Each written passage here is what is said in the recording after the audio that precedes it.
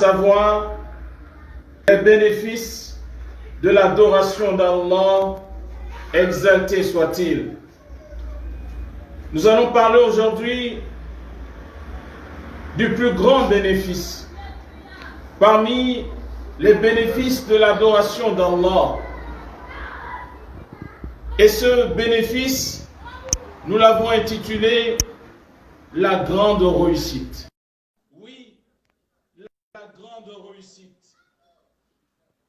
Cette grande réussite, elle est réservée exclusivement aux serviteurs d'Allah, aux croyants qui vont adorer leur Créateur, Allah, uniquement, sans associer. Dans cette vie ici-bas, les hommes ont des projets. Chaque être humain a son projet dans la vie, sinon a ses projets. Et chacun voudrait réussir son projet. Mais le projet le plus grand, le projet le plus noble, c'est le projet qui concerne la vie de l'au-delà. La réussite dans la vie de l'au-delà. C'est cette réussite qui est la plus réussite, la plus grande réussite. Cette réussite est réservée aux serviteurs pieux qui vont adorer leur Créateur, Allah, qui vont s'efforcer de mettre en exécution la recommandation de leur Seigneur. Et cette grande réussite, c'est l'entrée au paradis éternel, l'entrée au paradis, l'obtention du paradis. Notre Créateur, Allah, s'adressant aux croyants, il dit dans le noble Coran, A'udhu billahi minash shaitanir rajim. وَبَشِّرِ الَّذِينَ آمَنُوا وَعَمِلُوا الصَّالِحَاتِ أَنَّ لَهُمْ جَنَّاتٍ تَجْرِي مِنْ تَحْتِهَا الْأَنْهَارُ كُلَّمَا رُزِقُوا مِنْهَا مِنْ ثَمَرَةٍ رِزْقًا قالوا هذا الذي رزقنا من قبل وأتوا به متشابها ولهم فيها أزواج مطهرة وهم فيها خالدون.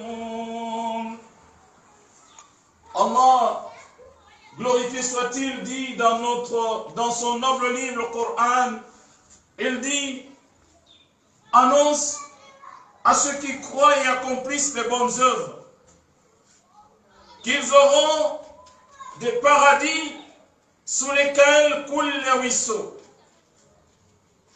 Au début de ce verset, notre Seigneur, il annonce aux croyants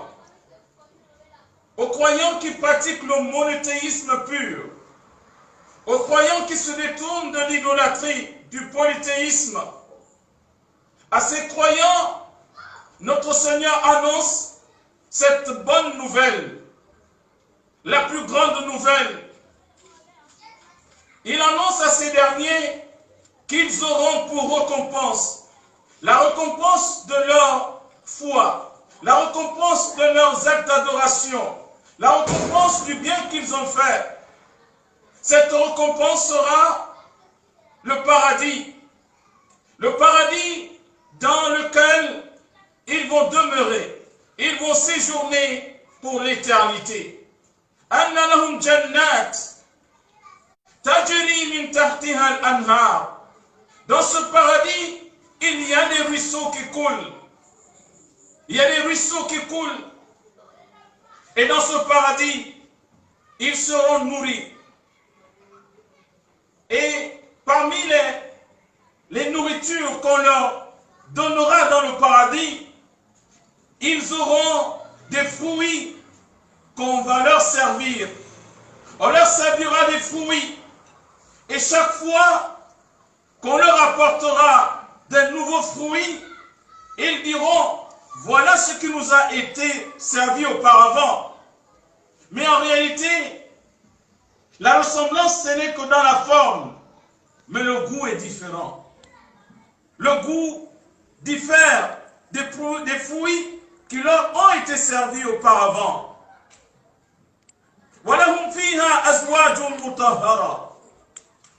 Et ils auront dans ce paradis des conjoints purs.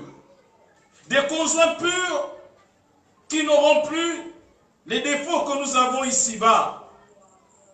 Ils n'auront plus à faire les besoins naturels. Oui, dans le paradis, les habitants du paradis ne feront plus les selles, l'urine. Les femmes du paradis n'auront plus les menstrues. Des conjoints purs. Et ils vont demeurer dans ce paradis pour l'éternité. Ils vont vivre dans le paradis pour l'éternité. La grande réussite, comme notre Seigneur a dit,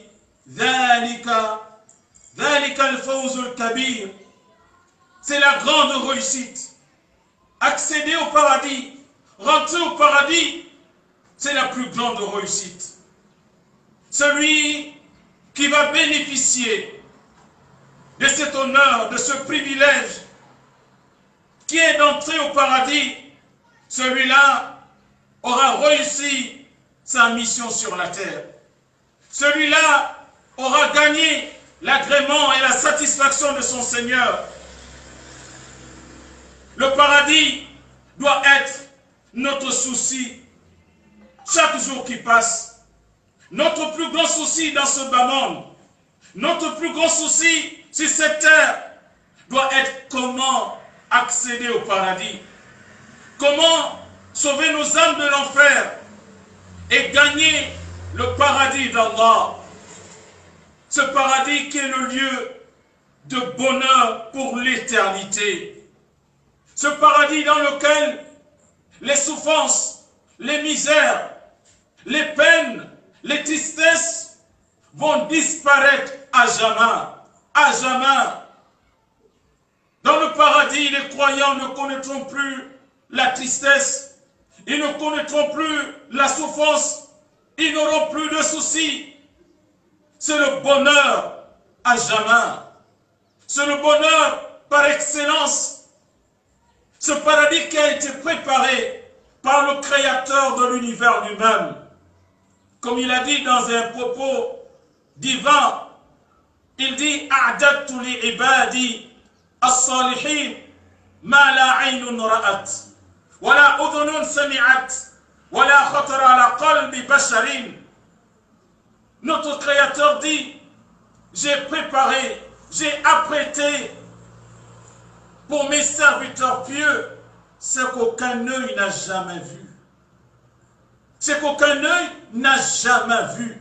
Un œil humain, c'est qu'un être humain, depuis Adam jusqu'au dernier des êtres humains parmi les hommes. Adam était au paradis. Il a vu le paradis. Mais en dehors d'Adam jusqu'au dernier des êtres humains, notre Seigneur dit qu'il a préparé ce qu'aucun œil n'a vu, aucun œil. Ce qu'aucune oreille n'a jamais entendu. Et ce qu'aucun corps humain ne peut imaginer. Allah a préparé cela pour ses serviteurs monothéistes, ses adorateurs, qui vont consacrer l'adoration uniquement à leur Seigneur. Ainsi donc, si tu veux, fils d'Adam, si tu veux réussir, si tu veux accéder à ce bonheur, à ce grand bonheur, au plus grand bonheur, attache-toi à l'adoration de ton Seigneur. Consacre-toi à l'adoration de ton Seigneur.